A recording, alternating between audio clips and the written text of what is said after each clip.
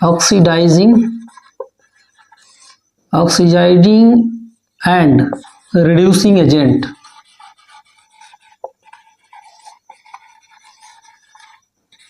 एक मैं रिएक्शंस आपके सामने प्रेजेंट करता हूं, उसके थ्रू मैं बताऊंगा, ठीक है। यहाँ पे जो लिखा था मैं, क्योंकि रिएक्शंस एनसीईआरटी में नहीं दिया है, मैं अपने मन से यहाँ पे एक रिएक्शंस लिख रहा हूँ और इसके थ्रू मैं आपको एक क्लियर कर दूंगा। अभी मैंने ये रिएक्शन लिखा भी था, यहाँ पे देखिए ZnSO4 zinc sulphate and copper यहाँ पे आ गया। अब देखिए ऑक्सीडाइजिंग एजेंट और रिड्यूसिंग एजेंट, जैसे प्रॉपर्टी डीलर का कोई काम करता है ना, किसी के से कोई जो है एजेंट होता है, किसी का जमीन होता है, वो वहां से मीडिएटर का काम करता है, वैसे इन दोनों का काम है, मैं बता रहा हूँ आपको। देखिए यहाँ पे, देखिए यहाँ पे ये जिंक है, ये कॉपर सल्फेट है। यहाँ पे देखिए, यहाँ पे मैंने देख लिया, यहाँ पे हमने बताया था ये क्या है, यहाँ पे ऑक्सीडेशन हो रहा था। क्या हो रहा था यहाँ पे? ऑक्सीडेशन हो रहा था, क्योंकि यहाँ पे आपका ऐड हुआ है जिंक में, या आप बोलेंगे कि लॉस ऑफ इलेक्ट्रॉन हुआ है, क्योंकि यहाँ +2 है, यहाँ पे -2 है, यही बोल सकते हैं। तो आप पहचान जाएंगे कि यहाँ पे ऑक्सीडेशन हो रहा है, ठीक है। तो यहाँ पे आप क्या बोलेंगे, यहाँ पे आप क्या बोलेंगे, Zn जो है, यहाँ पे जिंक जो है 2 इलेक्ट्रॉन अपना क्या कर रहा है, लॉस कर रहा है। 2 इलेक्ट्रॉन अपना क्या कर रहा है, लॉस कर रहा है। ये जो 2 इलेक्ट्रॉन अपना ये लॉस किया है, तो वही 2 इलेक्ट्रॉन आपका ये कॉपर लेकर के 2 इलेक्ट्रॉन गेन करके, ये कॉपर यहाँ पे था +2, यहाँ पे -2 था, ये सल्फेट। देखिए ये जो जिंक, जब 2 इलेक्ट्रॉन, यहाँ पर जिंक अपना इलेक्ट्रॉन लॉस नहीं किया था, बिल्कुल जो है ठीक ठाक था, लेकिन जब ये अपना 2 इलेक्ट्रॉन यहाँ पे लॉस किया, ये जो 2 इलेक्ट्रॉन है लॉस कर रहे हैं, यही कॉपर लेकर के यहाँ पे अपना जो है इलेक्ट्रॉन जो यहाँ पे अपना 0 इलेक्ट्रॉन कर ले रहा है। तो इसी यहाँ तक समझ गए तो आप आगे समझ जाएंगे। Zn 2 इलेक्ट्रॉन लॉस किया है, इसलिए Cu 2 इलेक्ट्रॉन जो है आपका गेन किया है।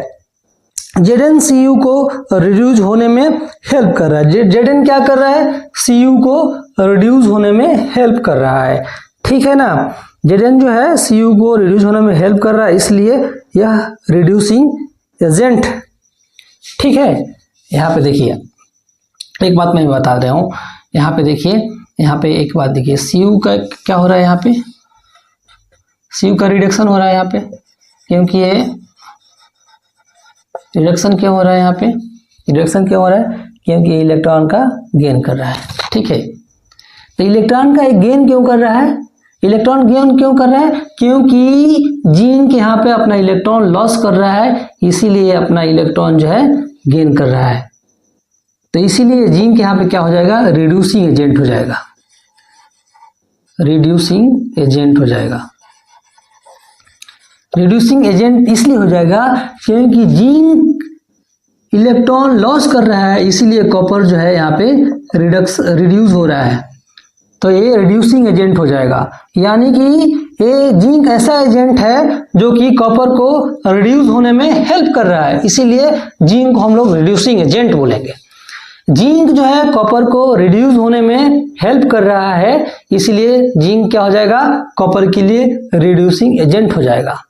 जैसे कि मैं आपको कोई प्रॉपर्टी अपना दूसरे से प्रॉपर्टी ले करके आपको मैं दिला रहा हूं, मैं आपके लिए क्या हो जाऊंगा, प्रॉपर्टी डीलर हो जाऊंगा। वैसे ही यहाँ पे है जिंक अपना इलेक्ट्रॉन लॉस करके इसको दे दे रहा है कॉपर को, तो इसलिए कॉपर जो है रिड्यूस हो रहा है। तो कॉपर के लिए एजेंट कौन हुआ, जिंक हुआ, क्योंकि जिंक ही इसको इलेक्ट्रॉन दे रहा है, तो इसलिए यह इलेक्ट्रॉन एक ले रहा है। तो कॉपर के लिए एजेंट कौन हो जाएगा, जिंक हो जाएगा। तो जिंक कौन सा एजेंट होगा, रिड्यूसिंग एजेंट हो जाएगा, क्योंकि रिड्यूस होने में कॉपर को हेल्प कर रहा है। आशा करते हैं आप लोग समझ गए होंगे। इतना नहीं समझ में आ रही होगी तो सीधा सा जानिएगा, यदि ऑक्सीडेशन ये हो रहा है तो आप ए रिड्यूसिंग एजेंट होगा। जिंक, यदि ऑक्सीडेशन जिंक का ऑक्सीडेशन हो रहा है तो आप जस्ट इसके ऑपोजिट रिड्यूसिंग एजेंट ए होगा कॉपर के लिए, ऐसे भी याद रख सकते हैं। यहाँ पे देखिए रिडक्शन में यहाँ पे आपका क्या हो जाएगा, यहाँ पे देखिए यहाँ पे कॉपर जो है 2 इलेक्ट्रॉन यहाँ पे गेन कर रहा है, ठीक है, इसीलिए जिंक 2 इलेक्ट्रॉन अपना लॉस कर रहा है। नहीं समझे तो समझिए।